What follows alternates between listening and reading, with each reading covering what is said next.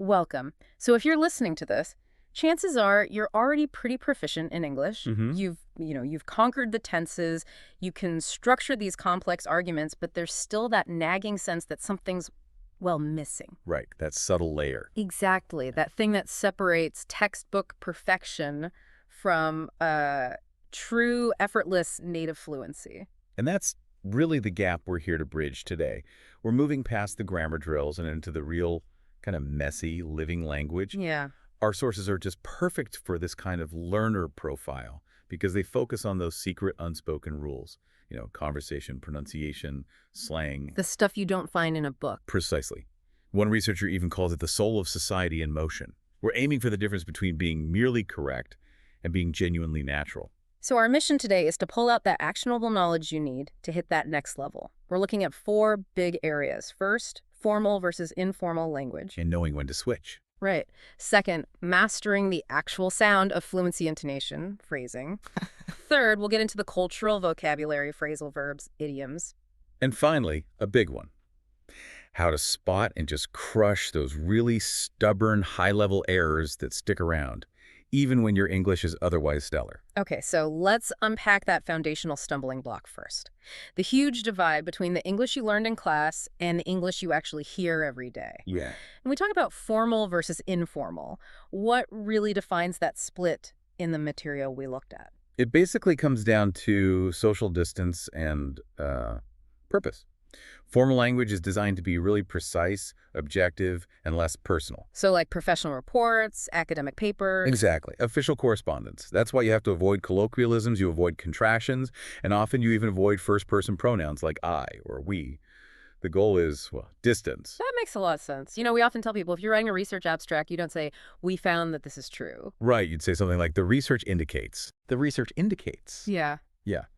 But informal language is the total opposite. totally. Informal is all about spontaneity, a personal tone, familiarity. It's what you use in a quick chat, a text to a friend.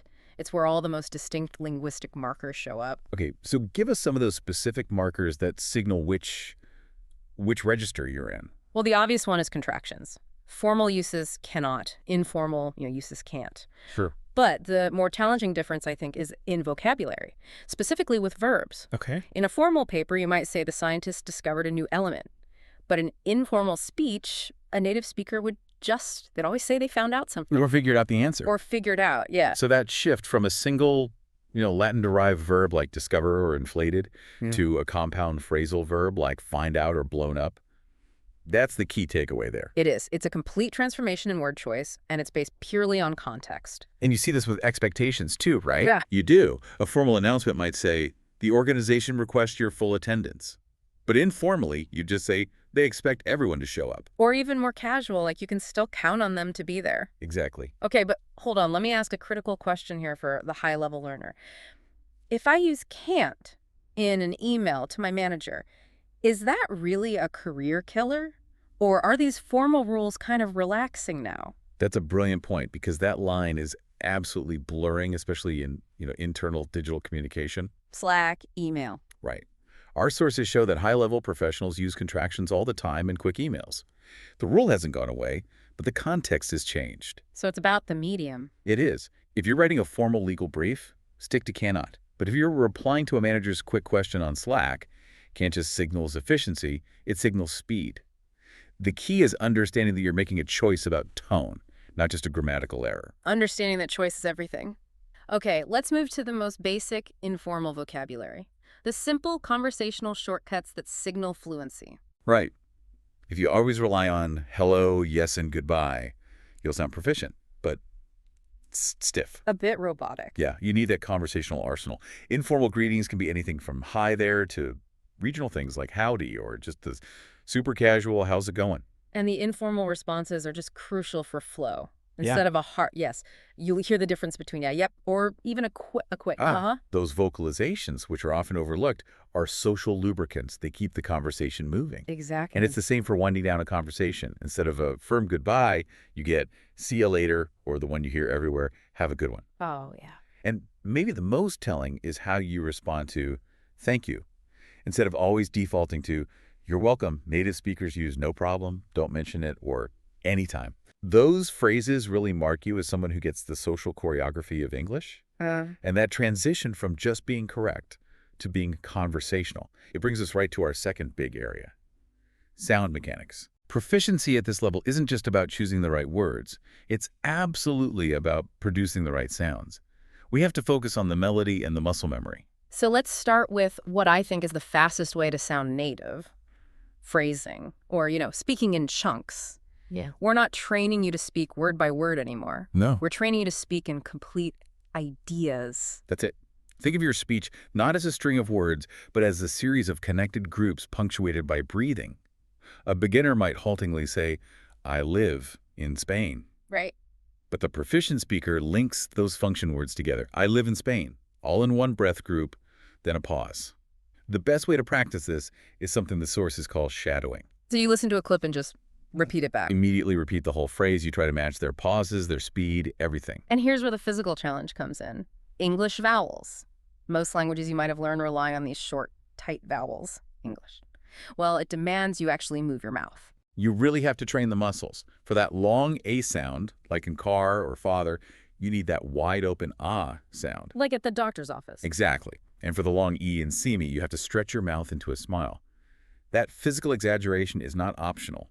It's mandatory for clear English vowels. And then you hit diphthongs, which is where you have two vowel sounds that kind of slide together to make one. Yep. The long I sound, for instance, isn't one sound. It starts wide and shifts narrow. If you say the word my, you can physically feel your mouth change shape from open to closed. And if you skip that movement, The listener hears a completely different vowel, and it can totally confuse the meaning. And on top of that, in English, we use stress to communicate meaning, even inside a single word. Think about a word like photography. right, the stress is on the tog, photogeography. Right. If you stress the faux, it sounds jarring. It sounds unclear to a native ear. Mastering that melody means knowing where to put the emphasis. That focus on the melody of stress leads us right into intonation across the whole phrase.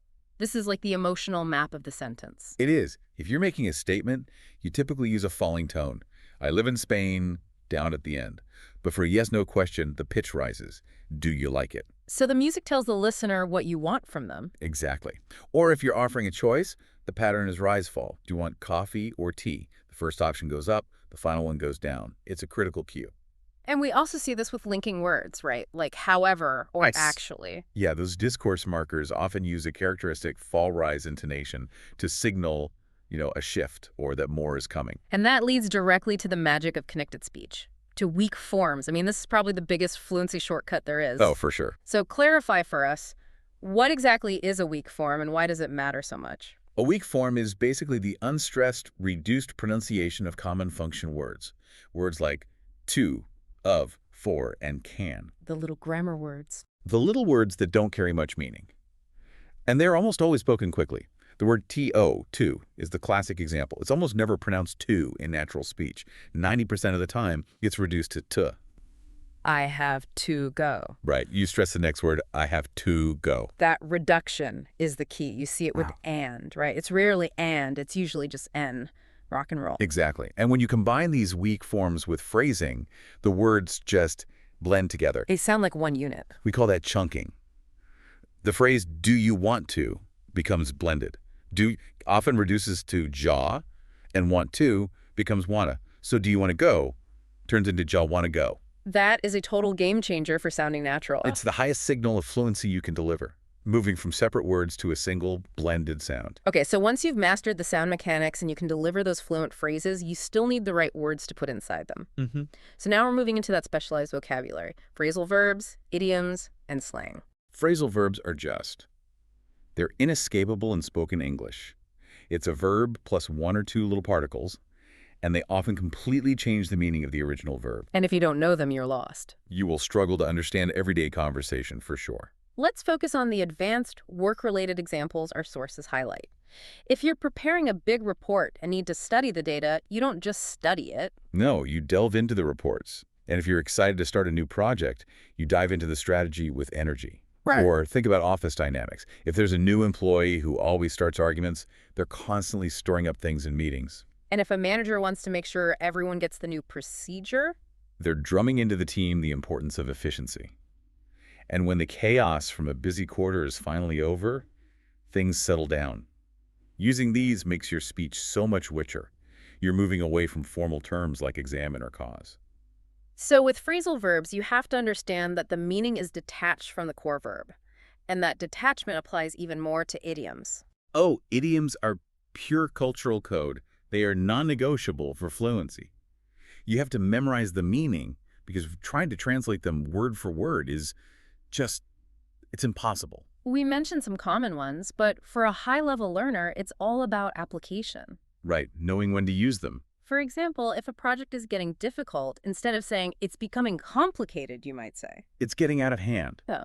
And if something is clearly simple, you use that classic reassurance. It's not rocket science. Yeah. The key is knowing when they fit. They're often used to lighten the tone or build a bit of camaraderie. And this brings us to slang, the raw, unfiltered voice of a community. Slang is where you find the identity and the emotional fingerprint of an era. It's basically a code of shared experience. When you use a term like slay for admiration or no cap to show you're being sincere. You're marking yourself as an in-group member. You're signaling that you get the current social landscape. And the landscape shifts so fast now thanks to digital platforms. I know, terms like groovy or rad from decades ago. Yeah. They're linguistic fossils now. Current slang captures intense emotions with real immediacy. Sus for suspicious, bet for agreement, and that recent one, riz. It's this concise, viral term for romantic charisma. A quality perfectly defined by and for this generation. Exactly. And the lesson here isn't that you have to use all the slang, but you have to recognize it. If you can understand a social function that shows language is always shifting and bending, you start to appreciate English as a living art, not just a static set of rules. Okay, for our listeners who are aiming for that final degree of perfection, let's talk about the subtle, persistent errors that native speakers pick up on immediately. Even when the overall grammar is excellent. Yeah, this is about smoothing out those final linguistic bumps. We call these the advanced pitfalls. And the most challenging of all is still the article nightmare. A and an and they. Why are articles so uniquely difficult? I mean, we know they don't exist in some language families, which explains why some Slavic speakers just omit them. Right. But why do others, like French speakers, tend to overuse the? It's because the rules of specificity and generalization are constantly at war with each other. The definite article, via, means something specific and known. The indefinite articles a and an mean something general or new. Give us a complex example where that distinction really matters. Okay, think about concepts. You say, I love music, which is the general concept. But you'd say, I love the music they played last night. A specific, definite instance. Okay. Or geography. We say, I went to the United States because it's a collection of states, but we just say, I went to Canada. Mastering articles means moving beyond simple rules and really internalizing these layers of specificity. We also see persistent confusion with tenses, especially when talking about duration. Yeah, that's often an L1 interference issue. The misuse of since and for is so common. You might hear, I live here since 3 years. Which is a direct translation. It is. The correction needs the present perfect continuous. I've been living here for 3 years. The error is about failing to distinguish a fixed point in time, since, from a duration of time. For. And what about subtle mistakes in questions? Why do we often hear, did you went, instead of did you go? Because the past tense marker, did, already signals the past. The verb has to go back to its infinitive form. It's a kind of double marking of the tense, which is unnecessary. And we see that with future plans, too. We do. Using will when present continuous is better for a confirmed plan. When are you arriving is much more natural for a flight you've already booked than the more tentative, when will you arrive? Moving to phrasing, direct translation causes problems here too. The famous one, asking, how do you call X? Instead of what do you call X, it's those subtle functional word choices. Another common one is redundant phrasing like, this is how it looks like. Oh yeah, I hear that a lot. You only need one of those structures. This is how it looks, this is what it looks like, and then prepositions. They're an absolute minefield because their usage is just so arbitrary. Why married to instead of married with? Because English decided so. That's really the only answer. You're accustomed to something, but you depend on someone. There's no logic. It just has to be memorized as part of the phrase. So when you learn the verb, learn the preposition with it. You have to. And finally, the high-level error with countable nouns. Yes. Adding an as to nouns that are uncountable in English. Advices, furnitures, informations. These are singular concepts in English, and that mistake is often a dead giveaway of a non-native speaker, no matter how advanced their vocabulary is. Which brings us to the ultimate paradox we found in the sources. High-level learners can often sound, well, too precise. Right. They're so afraid of making a mistake that they use overly formal language. Beverage instead of drink. Persons instead of people. And that self-imposed rigidity, that constant striving for textbook perfection, is ironically one of the biggest signals that you learn the language from a book, not from life. You have to relax into it and embrace the natural imprecision. That brings us to the end of our discussion today. We've covered the fluency shortcuts and sound mechanics, the cultural code and slang and idioms, and those persistent pitfalls of articles, tenses, and prepositions. And if we connect this all back to the bigger picture for you, the learner, just remember what the sources emphasize. One says, the challenge for you learning English is that there are no fixed rules for intonation. And another. Another one says, slang shows that language is not made by textbooks, but by people. No. Your goal isn't sterile perfection.